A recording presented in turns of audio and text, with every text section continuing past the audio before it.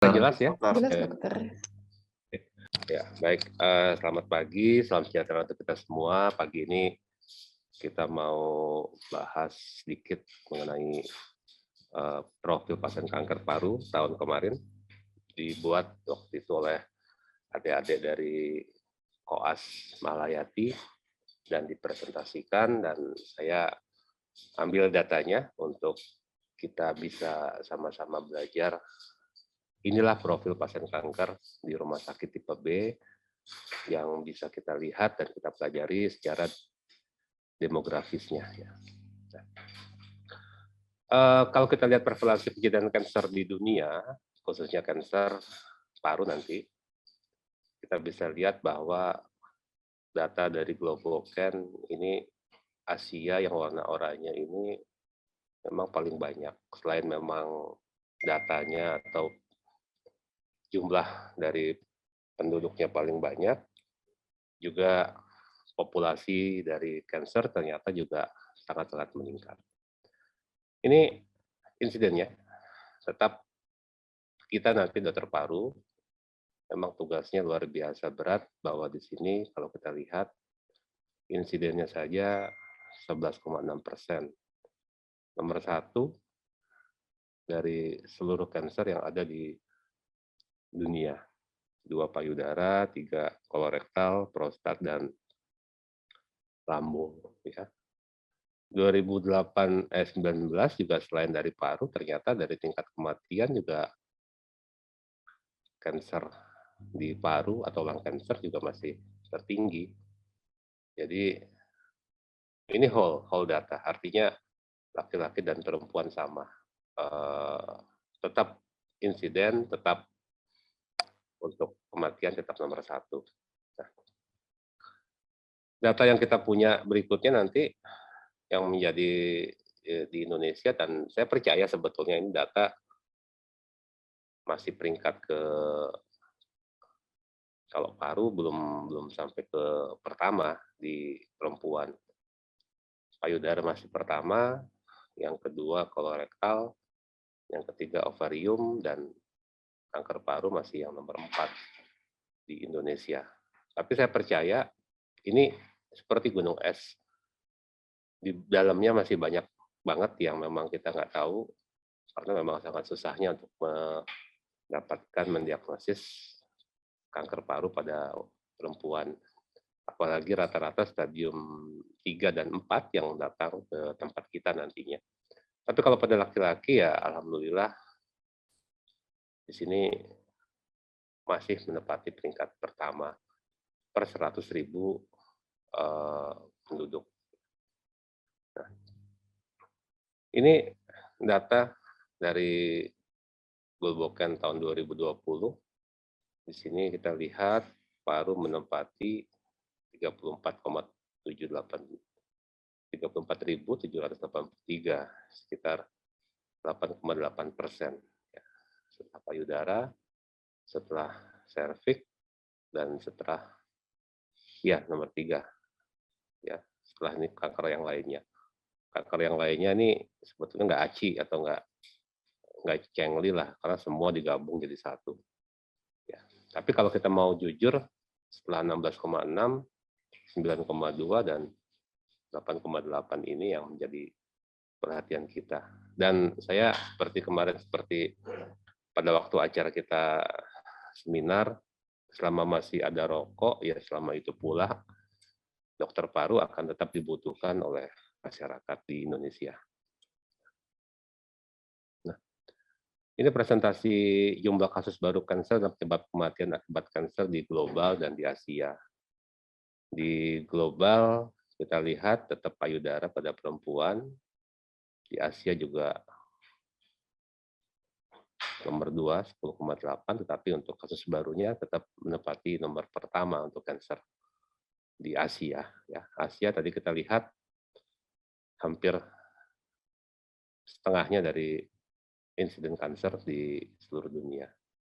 Kemudian pada kematian kanker sendiri tetap paru dan paru. Secara global paru nomor 1, secara di Asia juga paru yang nomor 1.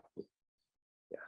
Ini yang makanya kita selalu mengatakan kalau pada pasien kanker ganas paru-paru stadium 4 ya usia sekitar 6 bulan. Tanpa terapi apapun, pasien akan dipanggil menghadap. Ya. Lung cancer infografik yang berikutnya adalah secara global 11,6%, 18,4% tadi sudah. Ini Asia untuk Indonesia urutan ke-23 ya untuk semua kanker. Nah, untuk di sini untuk Asia dan untuk Asia Tenggara Indonesia urutan ke-8. Urutan 1 untuk kasus kanker, kasus baru 19,4 per 100.000 dan mortalitasnya juga lumayan tinggi 10,9 dan laki-laki tetap lebih besar daripada perempuan ya. Data Balitbangkes di sini membuat data, kita cari Lampung. Nah, ini tahun 2018 dan 2013 ada peningkatan, tadinya sedikit, kemudian tiba-tiba naik dalam waktu 5 tahun. Artinya memang kasus semakin banyak, semakin ditemukan kasus-kasus kanker, tetapi masih jauh di bawah Yogyakarta. Ini naiknya tinggi banget, Yogyakarta. Kemudian ini prevalensi yang berikutnya kalau kita buat per 1.000 penduduk ya. Lampung. Nah, ya 2013 masih di bawah, 2018 naik. Hampir ditemukan lebih dari 1 per 1.000 penduduk. Jadi yakinlah kita memang harus melakukan screening secara teratur seperti yang kita minta kemarin untuk semua usia di atas 40 tahun, laki-laki, kemudian perokok, dan ada resiko dari family history. Di Darmais sendiri pada tahun 2018, ya ini 9,89%, di bawah dari payudara dan serviks. Ya antara 3 sebetulnya, antara payudara, serviks, dan ovarium lah kalau tadi secara global. Tapi di Darmais, serviks nomor 2. Penyebabnya sih menurut saya karena terbagi 2 center di Jakarta. Kita nggak pernah mengirimkan pasien kanker paru-paru ke Darmais, rata-rata ke Persahabatan, sehingga data yang diambil di Darmais, paru-paru, lung kanker kebagi 2 data sebetulnya. Ya, jadi pusat rujukan kanker di Indonesia selain Darmais adalah rumah sakit Persahabatan. Sehingga untuk kasus paru terbagi 2 ya, meskipun sama-sama nanti yang menangani adalah dokter spesialis paru di sana.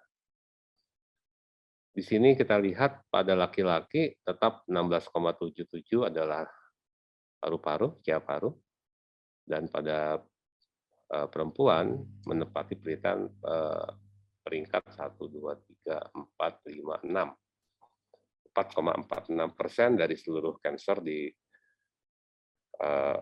Darmais pada wanita. Ya.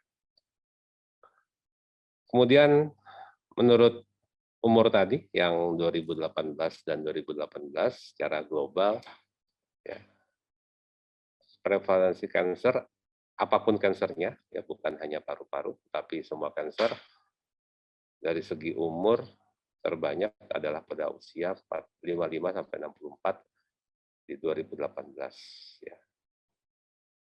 Jadi screening kita minta sebetulnya pada mereka yang sudah mencapai usia di atas 40 sampai 50 tahun di daerah ini sebetulnya. Jadi kalau kita mau screening atau deteksi dini kanker paru, jangan pas di sini, di usia ini, tapi mulailah pada usia 45. Malah beberapa studi mengatakan pada usia 40 tahun. Ini di Sutomo, pembanding satu lagi di Surabaya pada tahun 2017, ternyata juga paling tinggi usia 51 sampai 60 tahun, sekitar 35,5%. dari seluruh usia ya. Yang menarik, mereka juga menemukan ada 1% pada usia di bawah 20 tahun. Ya, kanker paru loh ya, bukan kanker yang lain. Ya. Artinya usia sekarang memang bergeser ke sebelah kiri sesuai dengan kebiasaan seseorang atau family history. Pasien kanker kami yang paling muda usia 11 tahun, ya, satu orang sudah meninggal. Tapi sempat tidak percaya bahwa ternyata ada loh pasien kanker yang usia di bawah 20 tahun. Kemudian yang berikutnya adalah ini.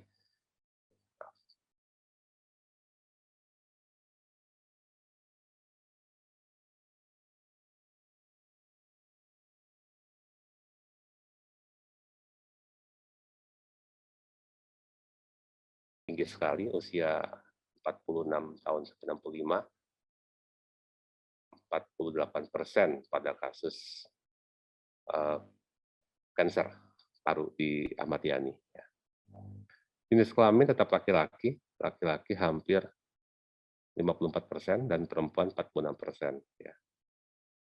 Jadi lebih dari 50% adalah laki-laki, sesuai dengan hasil dari di seluruh dunia. Ya.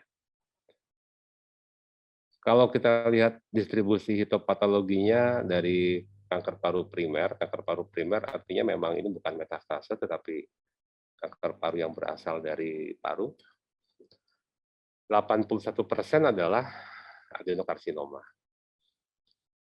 Kemudian kedua adalah squamous dan yang ketiga adalah small cell. Ya. Ini menunjukkan bahwa ternyata adenokarsinoma di Surabaya waktu itu, nanti kita lihat sama di Metro juga ternyata nggak beda jauh. Nah, di Metro kami membagi menjadi non-small cell dan small cell. Ternyata 94% ya, itu adalah non-small cell di tahun 2020. Yang small cell-nya ada 6% ya, dari semua kasus kanker. Nah, dari non-small cell ini kita bagi lagi, ya, ternyata ada squamous dan adenokarsinoma, ya, dan 3%-nya yang memang bukan non-small cell. Tapi di sini kita bisa lihat 74% kasus adalah non-small cell lung cancer. Kemudian dilakukan perhitungan untuk melihat statistik laki-laki ternyata memang banyak adenokarsinoma. Perempuan lebih sering terjadi adenokarsinoma dibanding laki-laki. Karsinoma sel squamous-nya lebih banyak pada yang laki-laki. Ya. Ini di Rumah Sakit Dr. Sutomo Surabaya. Sementara di Rumah Sakit Ahmad Yani Metro, kita lihat distribusi dari yang small cell itu banyaknya laki-laki, hampir semua laki-laki. Kemudian sama juga adenokarsinoma, ini terbanyak adalah 42% yaitu perempuan. Yang squamous banyaknya laki-laki. Ini memang sesuai dengan kriteria dari adenokarsinoma, di mana adenokarsinoma ini memang sering terbanyak pada perempuan dan pada mereka yang memang tidak merokok sebetulnya, tapi memang terpapar dari zat paparan yang lain. Dari segi usia, rata-rata yang usia 46-65 tahun itu terbanyak adalah adenokarsinoma. Ya, meskipun pada usia di bawah 45 tahun juga ada yang satu ditemukan small cell, kemudian adenonya 5, dan satu yang squamous. Tapi distribusi terbanyak ada di usia 46 tahun ke atas.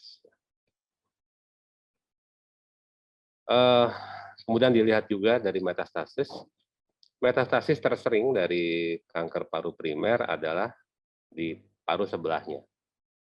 Jadi yang kena paru kanan kemudian bermetastase ke paru sebelah kiri. Yang kedua ke otak, ketiga ke tulang, keempat ke hepar, dan kelima ke kelenjar adrenal. Itu yang di UNER.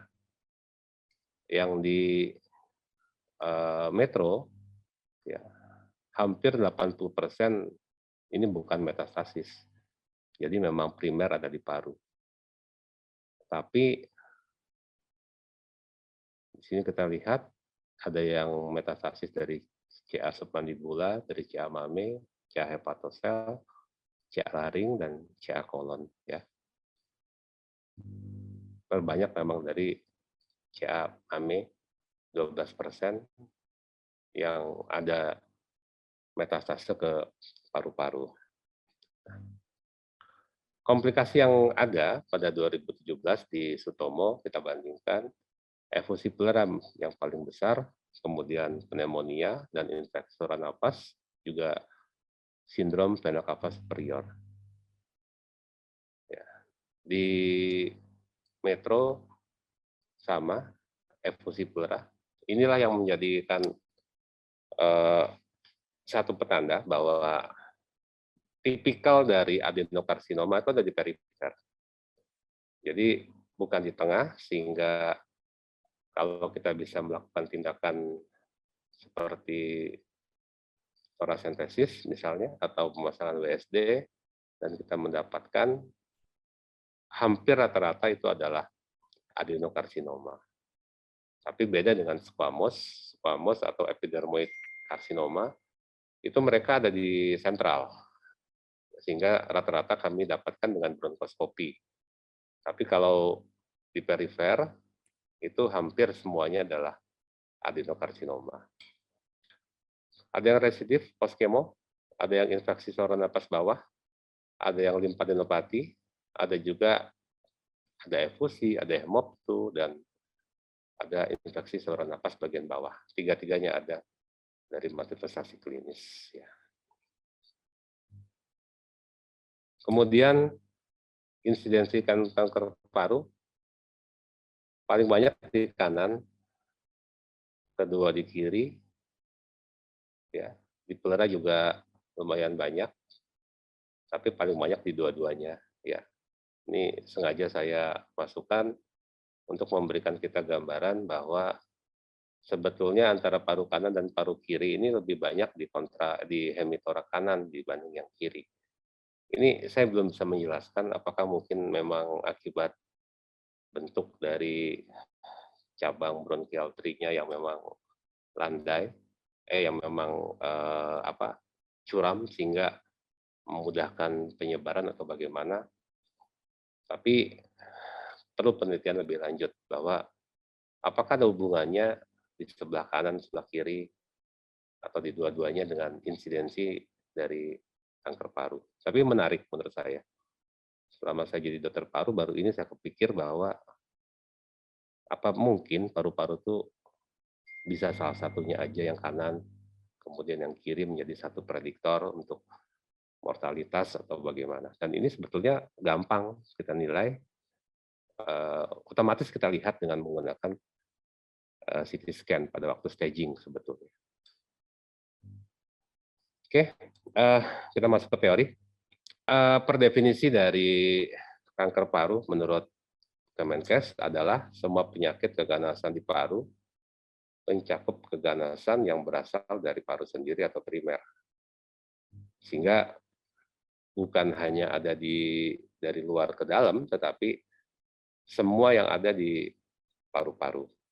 Jadi kalau kita bilang CA paru metastasis, ya artinya penyebaran dari luar ke paru. Kalau dulu kita mengenal kanker paru sekunder dan primer. Kalau primer memang asalnya di paru, tapi kalau sekunder adalah penyebaran dari tempat lain.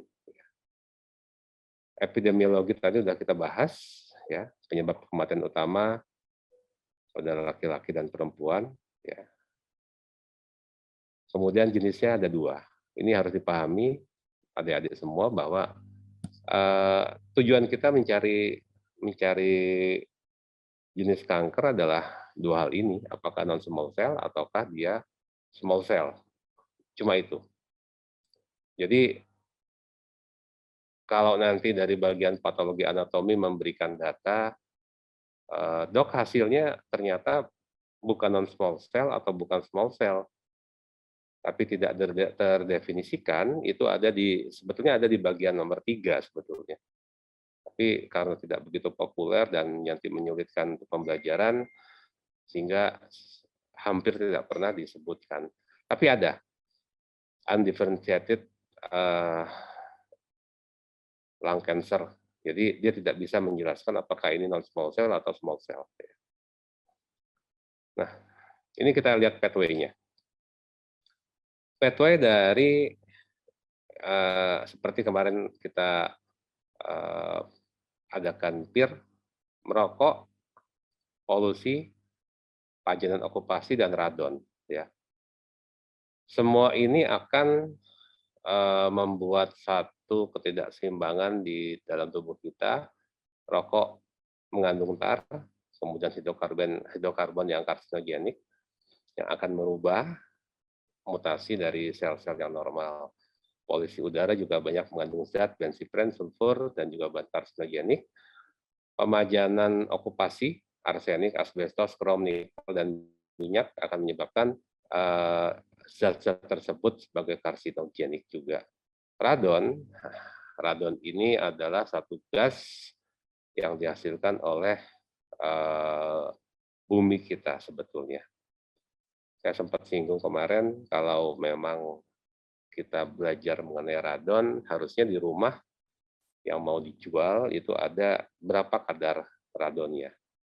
Tapi sangat sulit dan tidak populer di Indonesia. Radon tidak bisa dideteksi secara dibaui, tidak bisa dirasakan, tidak berwarna, sehingga tahu-tahu setelah 50 tahun ke depan kok banyak yang kena kanker di lingkungan tersebut. Nah, bahan-bahan ini akan menyebabkan terbentuknya bahan-bahan karsinogenik, ya, sehingga terjadi proses karsinogenik, lalu terjadi mutasi.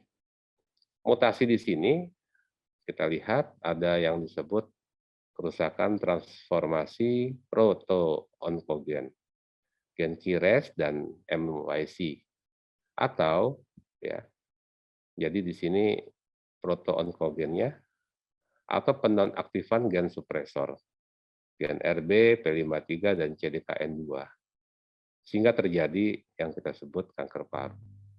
Jadi ada yang memicu, ada yang menekan. Ya.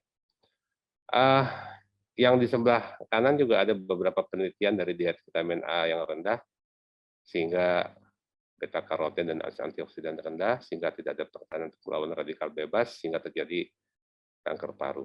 Ya. Di sini kita masih perlu memang untuk mengetahui apakah teori yang di atas tersebut memang mutlak menjadi penyebab dari kanker paru.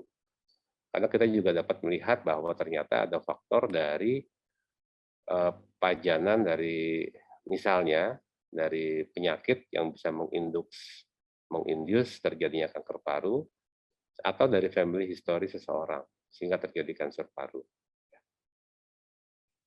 Nah, di sini kita lihat masing-masing. Kita lihat sel squamous, ya. Sel squamous. Sel squamous ini letaknya di sentral, berasal dari permukaan epitel bronkus dan berubah menjadi metaplasia atau dysplasia, sehingga timbul tumor yang dapat menyebar ke kelenjar getah bening, hirus, dan mediastinum. Ya, ini ada di sentral pada sel squamous. Ada sel kecil juga, ada di sentral juga, terletak di tengah sekitar percabangan utama bronkus, mengalami pembelahan dengan cepat dan metastasenya ke mediastinum dan kelenjar limfe. Lalu sel besar ini juga timbul pada jaringan paru perifer, berdiferensiasi dengan adanya sitoplasma yang besar. Metastasenya cepat banget dan penyebarannya ke tempat yang jauh.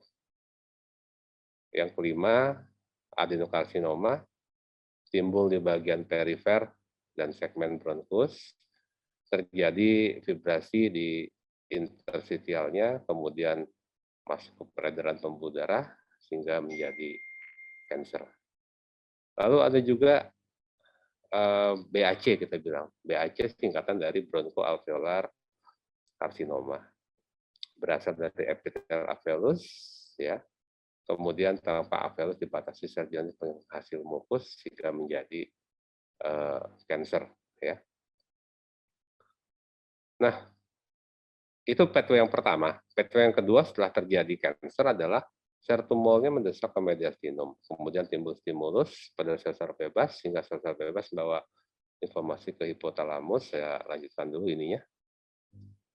Nah, terjadi pengeluaran mediator kimia, bradikinin, histamin, ada nyeri pada dada yang bersifat akut. Ya. Jadi nyeri dari kanker bukan hanya karena pendesakan, tetapi memang karena sel saraf bebas ini yang distimulasi oleh sel tumor. Yang kedua, sel tumor kanker pada bronkus menimbulkan peradangan kronis, ya, terjadi rangsang mekanik, dan kemudian menimbulkan refleks batuk. Batuknya bisa terjadi terus-menerus dan menimbulkan rasa tidak nyaman. Apalagi kalau mengeluarkan sputum berisi darah hingga terjadi adanya hemoptisis dan ansietas. Ya. Yang berikutnya adalah nomor 3, yang menyebabkan penyempitan nafas adalah sel tumornya membesar. Sudah membesar menyumbat bronkus, menjadikan sesak nafas dan terjadi wheezing atau mengi.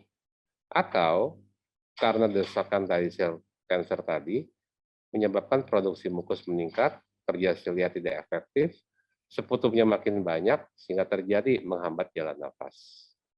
Ya, sehingga clearance dari jalan nafas menjadi tidak baik. Ya.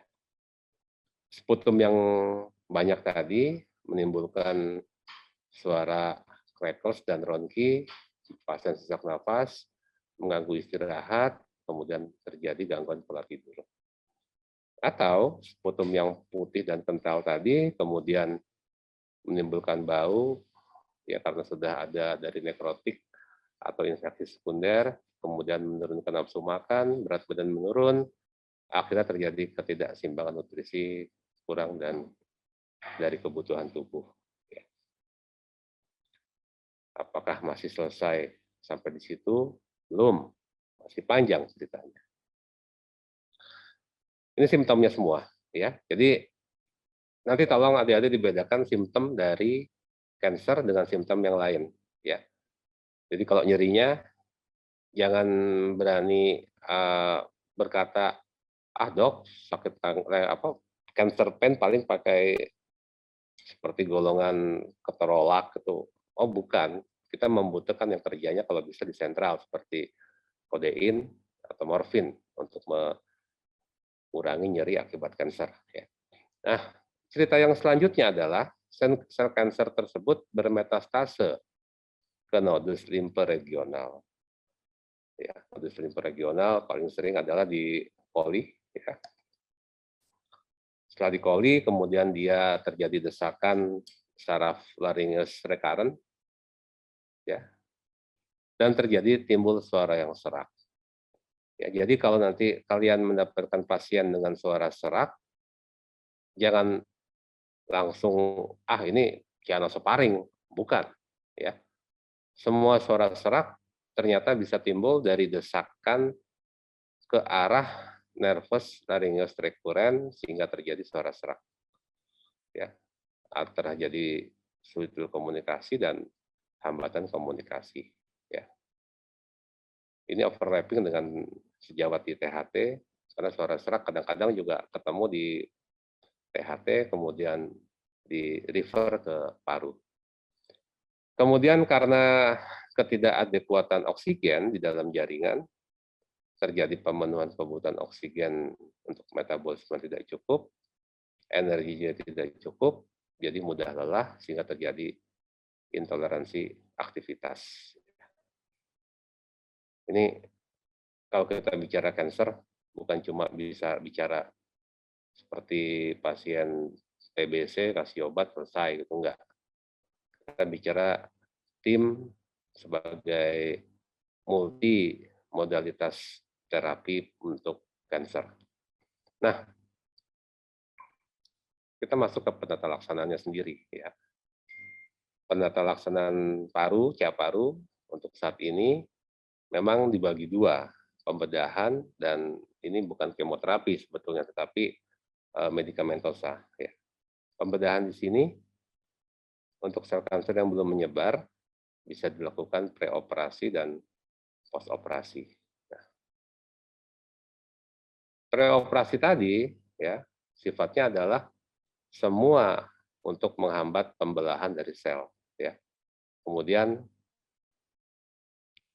ini sebelum dioperasi timbul rasa cemas, takut, dan khawatir, ansietas. Ya. Belum lagi kalau kita lihat operasi-operasi dari kanker paru, bukan seperti operasi bisul atau operasi pembedahan lainnya, dia akan menimbulkan bekas yang menurut saya ngeri amat gitu. Dia diambil segmentomi atau pneumonektomi, lobektomi, meninggalkan luka pasca pembedahan. Ya. Bekas lukanya juga butuh waktu untuk sembuh dan sel antibodi dapat bekerja melawan mikroorganisme sehingga resiko infeksi pada pembedahan juga besar. Ya. Yang berikutnya adalah untuk kemoterapi sendiri. Untuk pasien kemoterapi dengan tumor paru sel kecil dan telah bermetastase, efek samping juga merupakan satu hal yang harus kita pikirkan. Ya. Nah, kemoterapi di sini kita bermain bahwa obat kemoterapi itu bukan selektif, tapi dia general. Artinya selain dia mengganggu sel kanker, dia juga akan mengganggu sel-sel yang sehat sebetulnya. Sehingga sel yang kanker tadi ditembak jadikan target, tetapi dia akan nyenggol-nyenggol kepada sel yang sehat. Sehingga dia akan menstimulasi zona pemicu kemotaksis, timbul sensasi mual dan muntah, sehingga terjadi mual. Kemudian pasien mual dan muntah-muntah, jarang banyak keluar, jadi resiko cairan dan elektrolit yang keluar, ada ketidakseimbangan elektrolit. Belum lagi ternyata, karena fungsinya untuk menghambat pembelahan sel, pembelahan pada sel rambut terhambat, akar rambut menjadi rapuh, rambut menjadi rontok, pasien menjadi botak, timbul rasa malu, menarik diri, dan pasien menjadi menurun harga dirinya. Ya, padahal hal seperti ini sudah dapat diatasi dengan pemilihan obat kemoterapi yang memang tidak menimbulkan rontok. Ya. Nah, kita masuk ke manifestasi klinis. Ya, gejala klinis sudah pada tahu, batuk, sesak napas, nyeri dada. Kemudian gejala yang berkaitan dengan pertumbuhan tumor, ada batuk, akibat penekanan dari tumornya, hemoptisis, akibat ada neovaskularisasi pada kanker, nyeri dada, akibat penekanan, juga akibat dari tadi terstimulasinya rasa nyeri di otak, dan sesak napas atau stridor. Kemudian gejala lain yang berkaitan dengan pertumbuhan regional, ada efusi pleura, efusi perikard, kemudian sindrom vena cava superior, disfagia, kemudian pankos tumor, dan paralisis dari diafragma.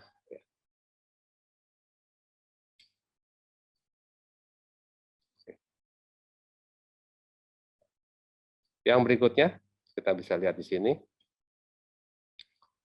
bahwa mendiagnosis dari pasien kanker, tetap kita harus memulai dari anamnesis.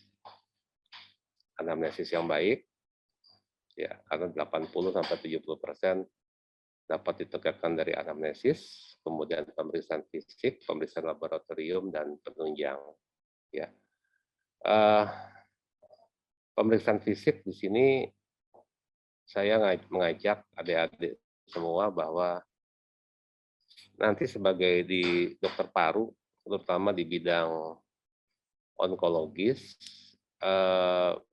biasakan untuk membuka baju pasien, terutama di bagian torak, sehingga kita bisa melihat inspeksi dari pergerakannya, palpasi, perkusi, hingga auskultasi, dan juga harus dinilai dari depan dan dari belakang, anterior dan posterior.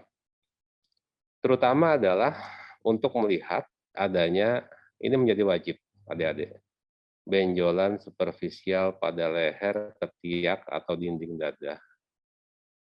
Ya. Fokuslah nanti di pemeriksaan fisik di dada. Ya, kadang-kadang kita kelewatan, pasiennya tidak kita buka bajunya sehingga ternyata ada venektasis di situ, ada benjolan di ketiak atau di payudara. Ya. 1 minggu terakhir saya ada pasien dengan efusi pleura, dan begitu efusinya sudah kita ambil, lakukan parasentesis, ternyata begitu kita mau lihat di bagian depan, ternyata ada massa di payudara yang sudah dioperasi. Sehingga memang ternyata terjadilah metastase dari Chiamame ke paru. Ya. Dan kita kalau memeriksa lakukan parasentesis kan dari belakang kita biasanya, sehingga begitu pasien ngebalik, oh ternyata ada CA di payudara. Nah, hal-hal seperti ini memang menjadikan kita lebih aware. Kalau memang memungkinkan, pastikan bukan cuma diinspeksi, tetapi diraba untuk benjolan superficial pada leher, ketiak, atau dinding dada. Ya. Kemudian pemeriksaan laboratorium seperti biasa, penunjang juga menjadi satu kebutuhan, yaitu pemeriksaan ronsen toraks pada posisi PA, ya, atau CT scan kalau memang ada. Tetapi sebetulnya cukup dengan pemeriksaan PA saja kita bisa melihat, kita bisa menilai apakah seseorang ada kecurigaan ke arah lung cancer atau tidak. Ya. Kemudian yang nomor 5, ini adalah pemeriksaan patologi anatomi. Ya. Hari ini saya kembali mengingatkan adik-adik bahwa kita tidak mengenal sama sekali kemoterapi ya adjuvan sebetulnya, atau mendiagnosis sesuatu tanpa ada bukti temukannya histologi atau biopsi histopatologi dari jaringan. Jadi selama Anda belum menemukan yang namanya sitologi, histopatologi, jangan sekali-kali Anda berani mengatakan bahwa pasien itu adalah cancer. Ya, dampaknya sangat berat bagi pasien begitu mendengar kata-kata atau kalimat dari dokter bahwa Anda terkena cancer. Lebih baik Anda mengatakan, saya kok curiga tumor. Curiga, ya. Jadi ada kata-kata curiga tumor. Jangan langsung mengatakan, ini tumor paru. Enggak. Ya. Beberapa pasien kiriman dari sejawat yang lain datang ke praktek sudah dengan depresi di awal. Begitu mendengar kata-kata bahwa dia kanker. Padahal kita belum mendapatkan sama sekali sitologi dan histopatologi. Ya, imunohistokimia ini juga penting untuk menentukan apakah memang sampel tersebut primer atau sekunder dan jenisnya apa. Ya. Yang nomor 6, pemeriksaan khusus ini nanti menjadi kompetensi kalian, bronkoskopi, kemudian transtorakal biopsi, IBAS, dan pemeriksaan lainnya. Ini udah sama seperti tadi, jadi tanda dan gejala kansernya sesuai dengan tumornya atau dengan pertumbuhan regionalnya ya. Di sini ada yang disebut efusi perikard. Efusi perikard beberapa kasus kita berkolaborasi dengan sejawat dari kardiologi untuk melakukan tindakan perikardiosintesis ya. Agak berbeda karena tindakan tersebut memang harus selalu dipantau dengan echo atau EKG atau dimonitor sehingga sambil diambil cairan dari selaput jantungnya sambil dimonitor jantung dari pasien tersebut. Yang berikutnya sindrom vena cava superior. Sindrom vena cava superior terjadi karena desakan dari tumornya sendiri, selain dari infiltrasi dari sel tumor pada jaringan dan pembuluh darah, sehingga terjadi sindrom vena cava. Ya, dispagi tadi sudah lihat. Ada juga yang disebut pankos. Ya, pankos terjadi juga sama di sulcus superior atau di lobus superior paru yang sebelah kanan paling sering. Ada ptosis, meiosis, hemifasial anhidrosis. Ya, jadi yang sebelah kanan nggak pernah keringatan, yang sebelah kiri yang keringatan, di tempat yang dia tidak ada tumornya. Ya. Ini juga diwaspadai, penurunan berat badan waktu yang singkat, nafsu makan menurun, demam hilang timbul. Kemudian gejala yang berkaitan dengan gangguan neurologis, sakit kepala, lemah, parese, metastase ke otak atau tulang belakang. Tren yang sekarang adalah bukan cuma dari kelenjar getah bening yang dioperasi oleh sejawat, tetapi yang tren sekarang ada 2 pasien adalah dari tulang belakang. Jadi pasien datang dengan diperkirakan karena usia masih 30 tahun, diperkirakan adalah spondilitis TB.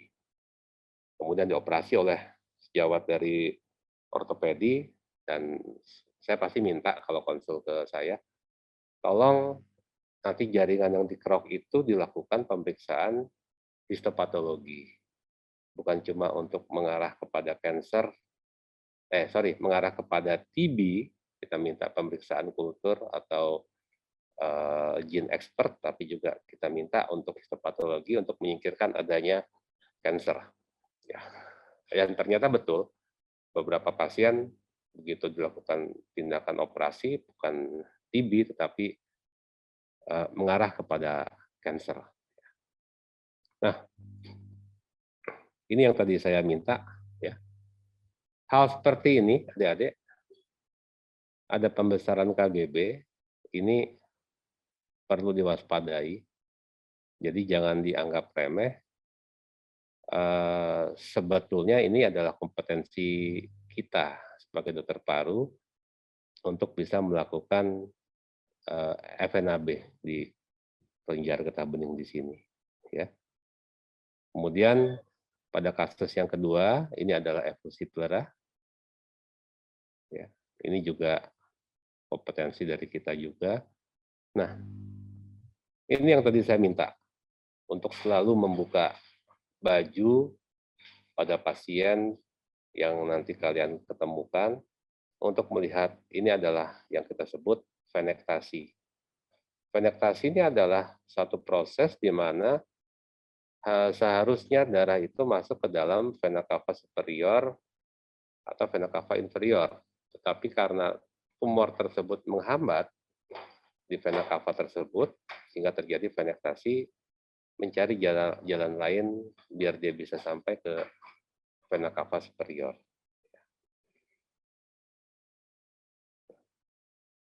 Ini sudah merupakan hal yang wajib, ya.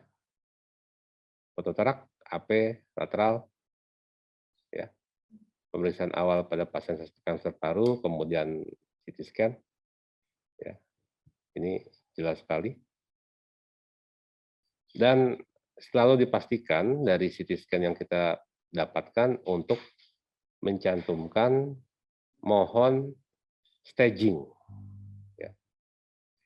Karena kalau kalian nanti tidak mencantumkan permintaan staging pada permintaan scan, maka dokter radiologis tidak akan menuliskan staging pada pasien tersebut. Ya, kita butuh staging di sini.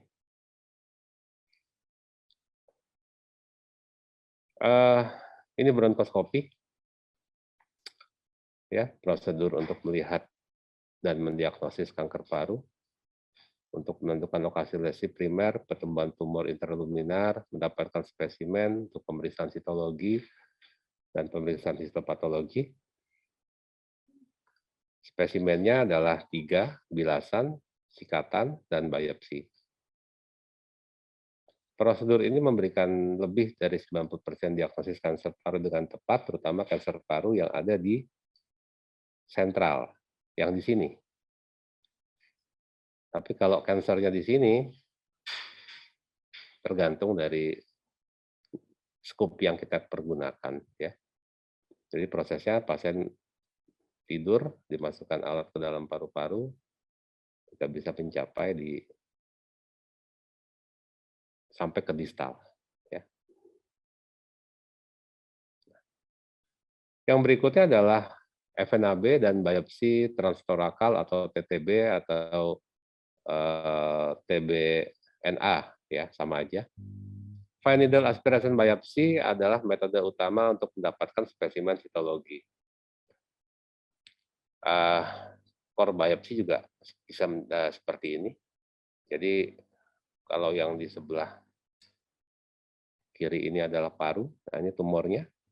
Jadi dilakukan pengambilan sampel sehingga bisa diambil sampelnya dan kita langsung melakukan ROSE namanya. ROSE adalah singkatan dari Rapid On-Site Examination. Jadi kita bersama-sama dengan spesialis PA, kita ngambil sampelnya, kemudian dilihat oleh dokter PA, dengan posisi si jarum ini masih nempel. Dokter PA akan mengatakan, dok, sampelnya kurang, kita ambil lagi. Sehingga kita nggak kerja 2 kali. Jadi begitu ini masuk, kita tunggu sampai dokter spesialis PA melakukan pewarnaan quick count, ya,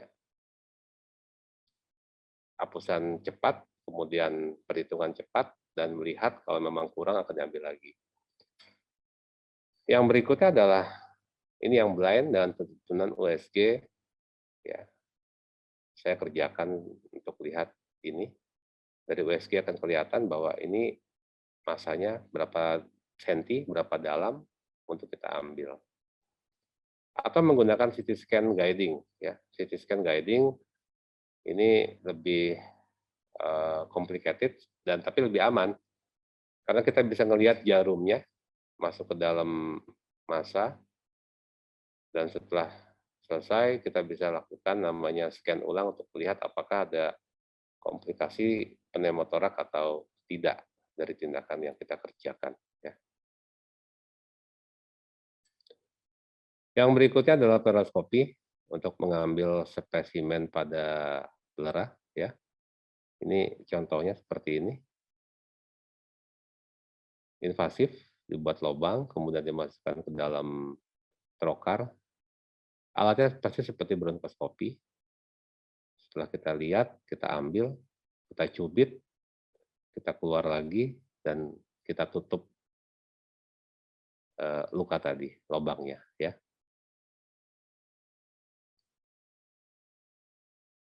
Nah, sebagai tambahan, jika hasil sitologi negatif tapi masih ada curiga keganasan, kita bisa nilai dari CT scan torak ulang nanti setelah kita kerjakan setelah 3 bulan rata-rata.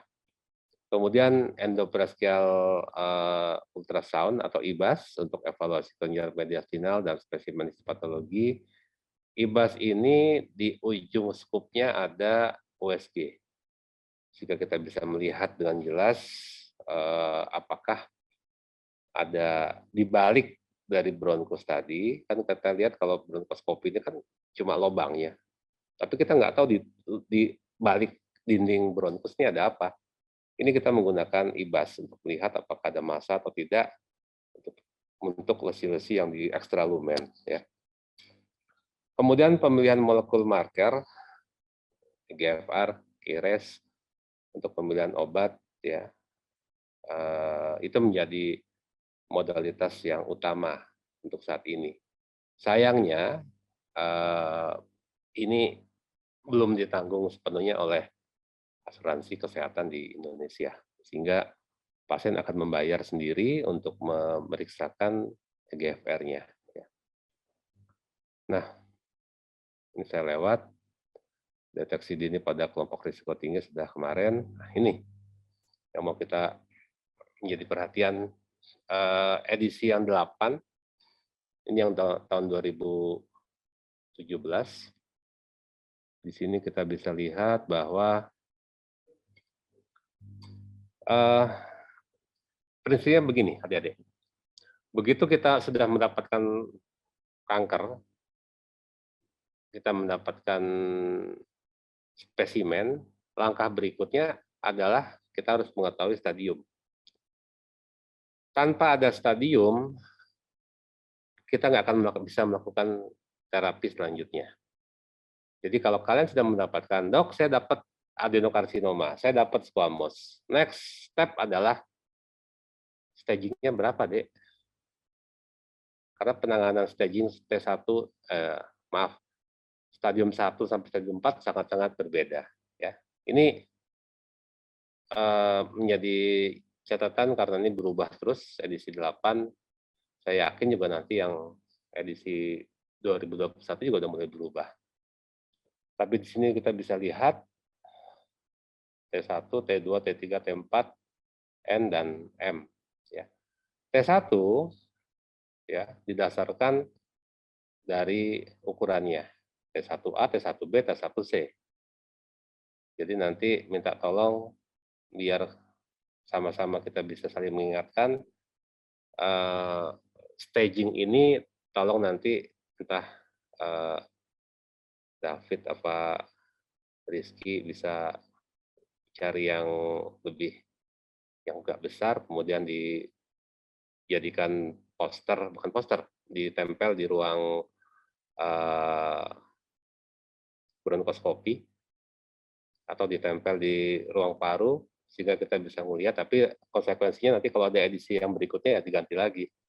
Karena sangat, menurut saya ini wajib ada di ruang poli untuk melakukan staging dan di ruang rawat inap.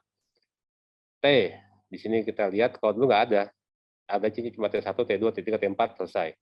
Ternyata enggak, ada TX, T0, ya, T in situ, kemudian ini dari mulai T1A, T1B, T1C, kemudian T2 juga ada sendiri. Ini banget, dan tapi ya mau nggak mau kita harus kerjakan untuk bisa menilai TNM seseorang. Ya. T4 yang terbesar adalah kalau ukuran tubuhnya lebih dari 7.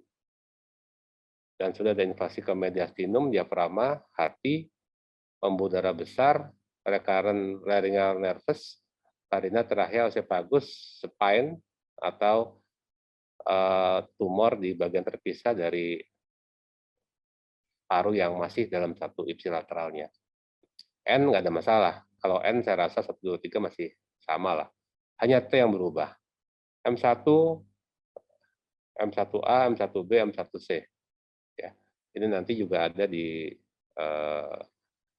perhitungan bahwa ini adalah stadium 1, 2, 3, atau 4. Ya. Jadi nanti minta tolong dicari yang terbaru dan dicetak untuk dirawat jalan dan rawat inap. Ya. Nah, ini maksudnya.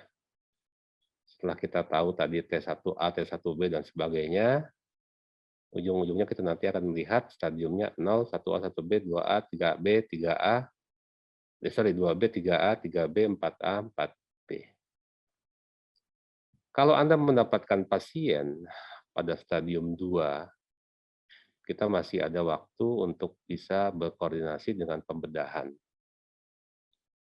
Dan kemoterapi juga masih bisa. Tetapi, andai kata pasien Anda sudah ada di stadium 4, tidak ada tempat sama sekali untuk pembedahan. Ya, semua hanya kemoterapi, radioterapi, imunoterapi, atau target terapi. Kemudian yang berikutnya adalah skor Karnofsky, sorry, ini F-nya kurang. Karnofsky score dan WHO. Ini nggak mau tahu, harus hafal. WHO berapa, Karnofsky berapa, ya. Syarat standar untuk bisa dilakukan kemo adalah kalau Karnofsky-nya lebih dari 70. Ya, 70 itu artinya ada keluhan tapi masih aktif, dapat mengurus diri sendiri, bisa di kemo kalau Karnofsky-nya di atas 70. Tapi kalau 50-60 ya semua kembalikan kepada DPJP atau daftar penanggung jawab pasien. Ya. 0 sampai 10 tidak disarankan untuk bisa kemoterapi. Ya. 10-20 ini nggak bisa meninggalkan tempat tidur, perlu dirawat di rumah sakit. Nah, hal seperti ini menjadi wajib bagi adik-adik untuk bisa hafal nanti ini ya. Ini adalah skor WHO. Jadi kalau kalian membuat satu diagnosis dari kanker adalah misalnya begini, CA paru kanan atau kiri harus ada tempatnya, lokasinya, kemudian stadium berapa, TNM-nya ya, TNM sekian, stadium berapa, dengan hasil PA, kalau dia hanya ada satu ya ditulis satu, tapi kalau dia ada dua hasil PA ya dibuat dua, kemudian dibuat lagi performance score atau WHO atau Karnofsky berapa. Ya. Jadi kita bisa lihat pasiennya apakah cukup aktif, hanya WHO-nya 2, PS-nya atau 50 sampai 60. Ya. DD-nya tetap tumor mediastinum, kemudian ada metastase tumor di paru dan adanya tuberkuloma. Ya, khusus untuk tuberkuloma, banyak kasus pasien yang kita temukan memang massa gambaran scan, kita bronkoskopi, ternyata hasilnya mengarah kepada TB atau beberapa ditemukan kuman MTB. Saran saya, andai kata kita mendapat kasus seperti ini, jangan dilepas, meskipun Anda mengobati pasien ini sebagai pasien TB, tetapi tetap di follow up sampai 2 bulan.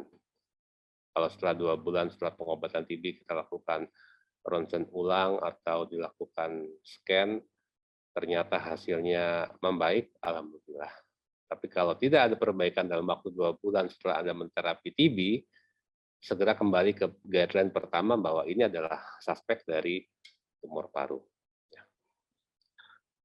Oke, sekarang kita masuk ke penata laksanaan manajemen dan terapinya. Ini kita tahu dibagi dua, small cell dan non small cell. Kemudian pilihan pengobatannya tergantung dari stadium. Ya, stadium, performance status, dan komorbid. Ya. Modalitas penanganan sampai saat ini bedah, radiasi, kemoterapi, dan target terapi, dan yang keempat adanya imunoterapi. Ya. Jadi hanya ini yang bisa kita kerjakan sampai sekarang.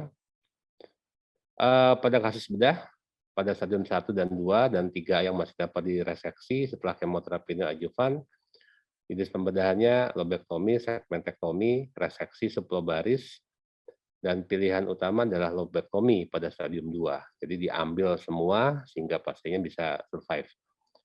Pada pasien dengan komorbid kapasitas paru yang lebih rendah, segmentektomi dan reseksi 10 baris paru. Kita juga harus paham nanti ada yang disebut VATS, Video Assist Thoracic Surgery. Jadi seperti bronkoskopi, tetapi dia bukan ke bronkus, tetapi ke torakoskopinya. Ya, jadi melakukan tindakan segmentektomi atau lobektomi. Ya. Radioterapi kita punya, alhamdulillah, dapat berperan di semua stadium untuk KPK BSK sebagai terapi kuratif, definitif, kuratif, neoadjuvan, adjuvan maupun paliatif. Ya, bisa dipakai semua. Nah ini penerapan cahaya parunya, ya. Untuk kemoterapi pada stadium dini adjuvan, terapi adjuvan untuk 2A, 3, 2B dan 3A. Di sini yang menarik adalah kemoterapi diberikan dengan tujuan pengobatan jika performance score baik, Karnofsky 60 dan WHO 0 sampai 2. Ya, jadi ini pentingnya kita mengetahui performance status baik dari Karnofsky atau WHO. Ya, bukan 70, tapi lebih dari 60. Ya, guna kemoterapi terbesar adalah sebagai terapi paliatif pada pasien dengan stadium yang lanjut. Ya. Kemoterapi, nah ini ya kita kerjakan sebetulnya pada yang lini pertama. Kalau nggak pernah kemoterapi sebelumnya, semua adalah platinum base. Ya. Platinum base kita pakai ada cisplatin atau karboplatin. Jadi harus ada salah satu antara dua itu. Lini kedua kita berikan jika sudah kita berikan lini pertama tapi tidak respon setelah 2 siklus atau menjadi lebih progresif setelah kemoterapi selesai. Taunya kemoterapi progresif bagaimana adik-adik? Setelah selesai kemoterapi, kita harus minta pasien untuk dilakukan scan pasca kemoterapi. Tentunya kita harus membandingkan scan pertama dengan scan yang berikutnya. Jadi nggak mungkin kita bisa lakukan scan tanpa ada scan yang pertama. Ya. Problemnya, scan yang pertama hilang, scan yang pertama rusak, atau nggak kebawa. Ya, jadi pastikan kita dapat menganjurkan pasien yang cancer untuk menjaga semua arsip sehingga untuk evaluasi berikutnya bisa kita lihat nantinya. Obat-obat lini kedua, docetaxel atau pemetrexed, ya, atau kombinasi dari 2 obat yang tidak berbasis dari platinum base tadi. Ya. Ini terapi kombinasi. Terapi kombinasinya adalah radiasi dan kemoterapi. Di sini untuk tujuan pengobatan pasien dapat dikasih sama-sama atau dikasih alternatif terapi atau sekuensial. Ya. Yang paling baik ini adalah sama-sama dikasih. Ya. Semenjak saya nggak di Abdul Muluk, agak repot karena dokter radioterapinya minta kemoterapinya di Metro ya dok, radioterapinya di Bandar Lampung, jadi kita menggunakan alternatif terapi jadinya, kemoterapi dulu, kemudian radioterapi atau sebaliknya. Cara terapi kombinasi antara radioterapi dan kemoterapi adalah tetap performance statusnya baik, ya. Ini yang 70. Ya, karena 70 berat badannya minimal turun dan pasien usia lanjut yang mempunyai komorbid berat atau kontraindikasi untuk operasi. Ya. Ini pilihan-pilihannya dari stadium. Stadium 1, ya fotodinamik terapi, nggak pernah saya dapat stadium 0, stadium 1. Stadium 1 pembedahan bisa PATS atau kemoterapi atau radiasi dan kemoterapi, 1B kemoterapi dan bedah, stadium 2 reseksi bedah, radiasi kemoterapi bila sudah ada keterlibatan dari N2 dan N3 terutama. Kalau belum kita tidak anjurkan terapi radiasi dengan tujuan pengobatan bila pasien nggak bisa dibedah atau kombinasi radiasi dan kemoterapi memberikan hasil yang lebih baik. Stadium 3A, pembedahan masih ada, tapi benar-benar kita lihat benefit, ya benefitnya bagaimana. Atau radiasi kemoterapi dan pembedahan, tiga-tiganya kita kerjakan pada stadium 3A. Pada stadium 3B sudah selesai, tidak ada lagi yang namanya pembedahan.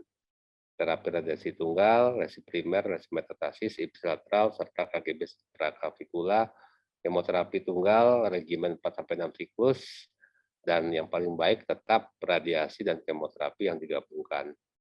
Pada stadium 4 paliatif, artinya paliatif ya sudah mau diapain. Ya, jadi targetnya adalah memperpanjang usia dan memperbaiki kualitas hidup. Multimodalitasnya adalah sistemik, terapi target, kemoterapi, radioterapi, dan yang lainnya. Ya, oke. Kita masuk ke sel kecil. Sel kecil pembagiannya agak berbeda, ya. Kalau tadi kita non small cell kita pakai TNM, pada sel kecil kita cuma bisa bilang extensive state dan limited state, ya. Ini wajib untuk kemo. Tidak, sampai saat ini belum ada pilihan untuk imunoterapi atau diberikan target terapi sampai saat ini. Pada kanker paru yang sel kecil, kita bisa lihat di sini adalah sama seperti yang non small cell, berbasis platinum dan terapi radiasi. Ya, ini prediktor yang sangat jelek. Jadi dibanding yang non small cell, jadi kalau stadium terbatas kita bisa kerjakan kemoterapi dan radioterapi, bedah juga bisa, ya, tetapi hanya kerjakan pada yang stadium terbatas atau limited state, ya. Pada stadium lanjut kita sudah tidak bisa kerjakan pembedahan, kita bisa lakukan adalah hanya kemoterapi dengan pilihan tetap berbasis platinum. Radiasi masih boleh, dok, boleh stadium lanjut, ya, terutama kalau pada sudah ada resi primernya dan metastasis diketahui. Ya. Radioterapi ini fungsinya untuk mengecilkan dari tumor sebetulnya. Jadi pada vena cava superior syndrome itu merupakan kegawatan dari paru, itu harus dikecilkan sesegera mungkin pada kasus vena cava superior syndrome. Ya. Oke, saya cukupkan sampai di sini. Saya minta waktu. David, masih ada waktu nggak, David? Bisa, dokter. Saya ketinggalan tumor mediastinum. Saya izin satu lagi, biar paripurna. Nah, ini mediastinum.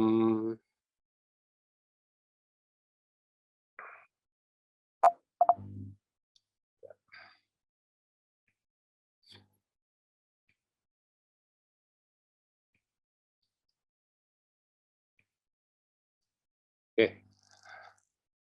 Kalau tadi kita bicara tentang tumor paru, ini harus kita bicarakan juga, yaitu untuk tumor mediastinum. Ya. Oke, secara cepat dibagi presentasi ini ada pendahuluan anatomi, diagnosis, dan klasifikasi dan pelaksanaan. Tumor mediastinum, jangan sampai nggak hafal, adalah satu rongga di rongga dada, sempit, jadi penekanan pada organ sekitarnya sangat dominan dan lambat. Jadi bukan seperti kanker paru yang cepat banget, tapi dia lambat. Jadi tahu-tahu sudah besar aja tumornya. Nanti kita lihat. Gejala utamanya penekanan pada organ sekitar dan ketahuannya, adik-adik, ujuk-ujuk atau nggak sengaja. Jadi pasien mau keluar negeri atau medical check up kok ada benjolan gitu. Dan di sini kita bisa lihat ternyata dari ronsen torak dapat ketahuan dan gambaran khusus penyakit sesuai dengan anatomi dan asal embriologi. Ini banyak pada anak-anak. Ya, saya kirim 2 pasien saya yang nggak bisa saya kerjakan di Metro ke Abdul Muluk. Anak-anak 50%, dewasa 20%, dan pada tumor metastase bisa lebih banyak lagi. Nah, ini harus hafal. Mediastinum dibagi menjadi S superior, A anterior, M medius, P posterior secara anatomi. Tapi teman-teman bedah lebih suka antero superior, ya, antero superior menjadi satu, medius seperti ini, dan posterior yang di belakang. kita secara anatomi, superior, anterior, medius, dan posterior. Jadi kita pakai adalah yang ini nanti, ya. Tapi ini harus paham karena mereka menggabungkan A dan S menjadi satu untuk kepentingan dari pembedahannya. Nah, ini anterior. Ini medius, ya. Ini posterior. Kalian membayangkan rongga dada dilihat dari pinggir. Ini foto ronsen torak lateralnya. Ini anterior. Ini medius. Tentunya kalau kita lihat ini medius adalah isinya jantung dan pembuluh darah besar dan kelenjar getah bening. Ini posterior. Nah, kita lihat di potongan melintang di sini, anterior itu cuma segini, medius ini, posterior ini. Yang ini tentunya paru. Ya. Jadi yang disebut mediastinum itu adalah satu rongga yang dibatasi oleh depannya sternum, belakangnya oleh vertebrae, kanan kiri tentunya adalah kosta, dan organ yang di pinggirnya adalah paru-paru, bawahnya diafragma, atasnya adalah thoracic cage. Thoracic cage itu sangkar dari rongga dada. Nah, isinya begini, kalau kalian nanti mendapatkan bahwa tumor mediastinum posterior, yang harus kalian pikir di benak kalian adalah ini. Isinya adalah ini. Kalau saya bilang ini tumor mediastinum posterior, antara ini. Jadi enaknya tumor mediastinum itu dia sudah terbagi berdasarkan anatominya. Jadi nggak mungkin saya bilang, oh ada timus di posterior, timus nggak mungkin di posterior, timus di depan dong, ya. Jadi ini isinya masing-masing, superior, anterior, medius, dan posterior. Nah, perbedaan mendasar pada perempuan, laki-laki, dewasa dan anak-anak adalah, kalau yang anak-anak ya adalah ini, ya. Most often adalah benign. Kemudian teratoma dan kista juga banyak.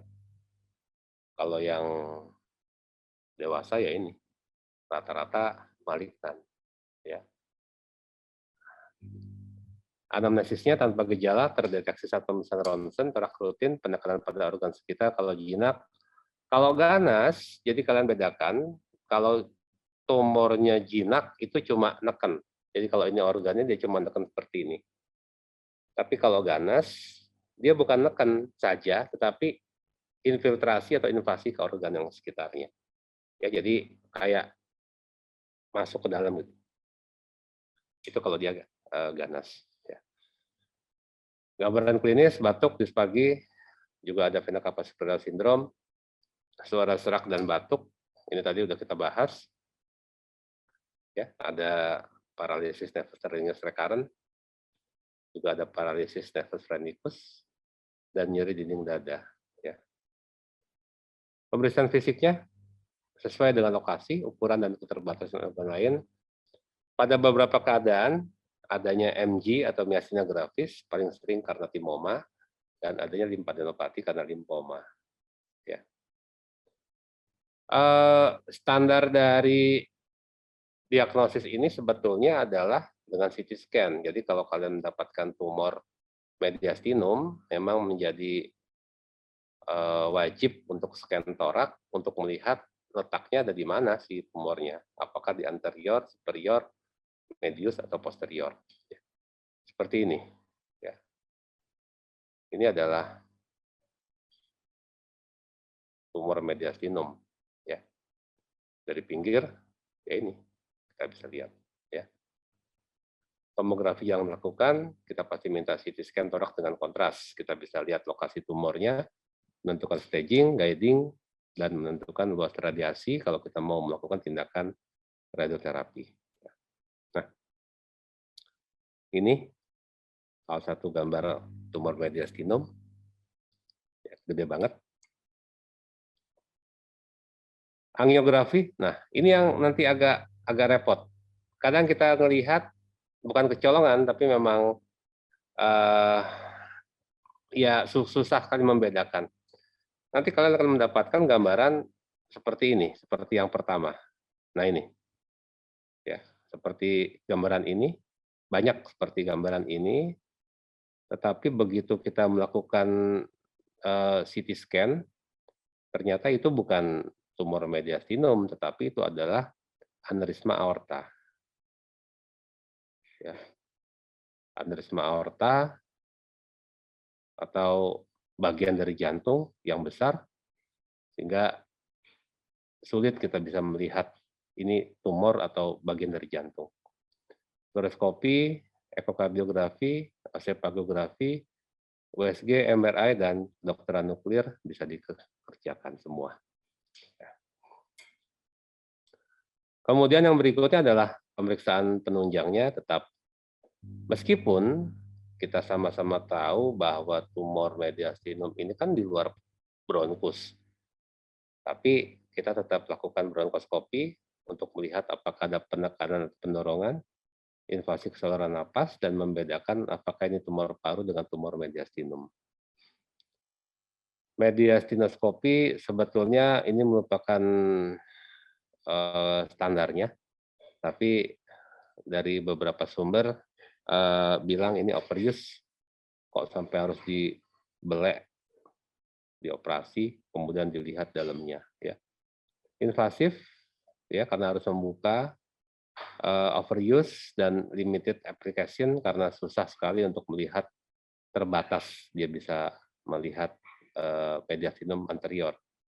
Seperti kita ketahui, mediastinum anterior kan sempit banget, ya. Jadi bukan sesuatu yang besar seperti rongga torak lainnya. Torakoskopi juga dikerjakan, ya, dimasukin alat ke sini, ya. Kita bisa melihat, dan esofagoskopi juga bisa dikerjakan pada mediastinum bagian bawah. Ya. Prosedur tetap sama seperti bronkoskopi, biopsi jarum halus, ambil KGB, fungsi pleura, kemudian pada bronkoskopi kita kerjakan juga bilasan tingkatan bronkus, biopsi jarum halus kita kerjakan, ambil sampel, kemudian transtorakal bronkos biopsi, ya pada masa yang dekat atau melalui libas, ya kita ambil sampelnya. Biopsi kita lihat ada apa. Biopsi KGB, mediastinal, eksisi pada masa tumor yang besar, torakoskopik diagnostik, dan VATS untuk mengambil sampel dari biopsi tadi. Ya. Darah rutin ya beberapa dipakai untuk mengetahui limfoma atau TB. Uji tuberkulin melihat limfadenitis TB. Khusus untuk limfadenitis TB dan tiroid, kita harus sepakat dulu bahwa, saya kembaliin dulu ke gambar ini. Nah,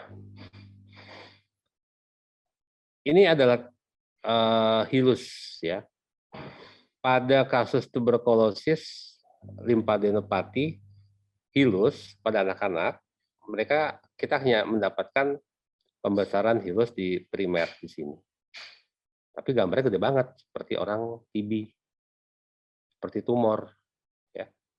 Atau tiroid. Tiroid kan adanya di sini. Tapi tiroidnya besar ke bawah. Namanya tiroid retrosternal.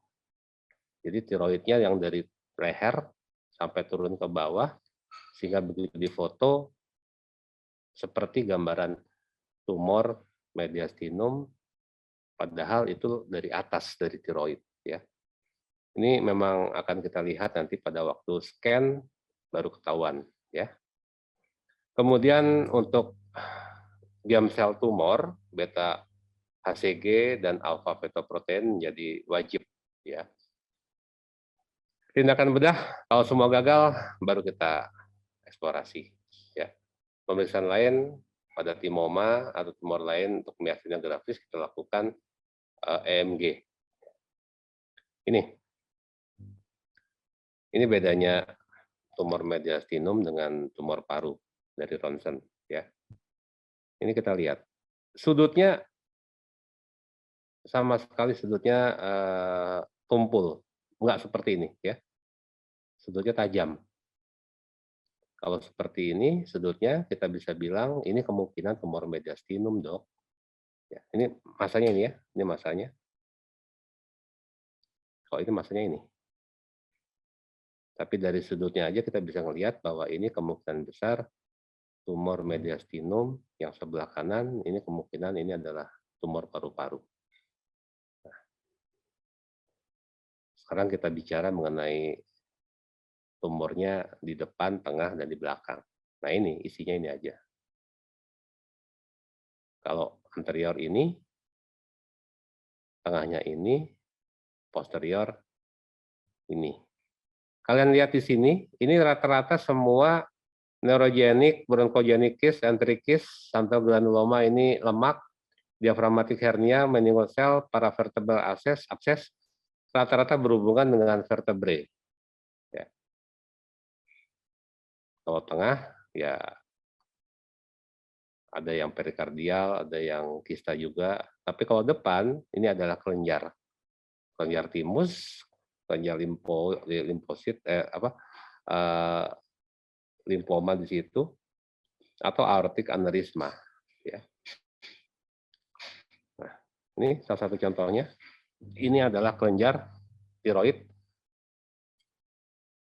Kalian bisa lihat tiroidnya kan di sini. Ini turun ke bawah, saking gedenya. Begitu di ronsen ya kelihatan seperti, oh ini tumor dok, padahal tiroid dari atas. Ya. Kemudian teratoma juga bisa di sini. Yang di tengah adalah jantung, yang di belakang, nah ini ya, neurofibroma, Schwann cell tumor, ini fotonya. Ya. Tentunya kita harus paham bahwa kita harus bisa melakukan tindakan scan torak dengan kontras untuk melihat dengan lebih jelas. Penata laksanaan jinak dan ganas tergantung jenis selnya. Kalau ganas ya, limfoma kemoterapi, kalau non limfoma tergantung dari hasilnya apa. Terapi bedah ada syaratnya, harus spirometri dan AGD, kemoterapi dan radioterapi, ini syaratnya. Dan lagi-lagi kalian harus tahu yang namanya Karnofsky status atau performance status di atas 70 atau WHO 0 sampai 2. Jadi jangan sampai kelupaan menulis PS-nya ini di diagnosis pasien. Ya. Kemoterapi sama, concurrent bareng-bareng, alternatif bergantian, sekuensial, kemodosikus, radioterapi, atau radioterapi lanjut kemoterapi. Oke.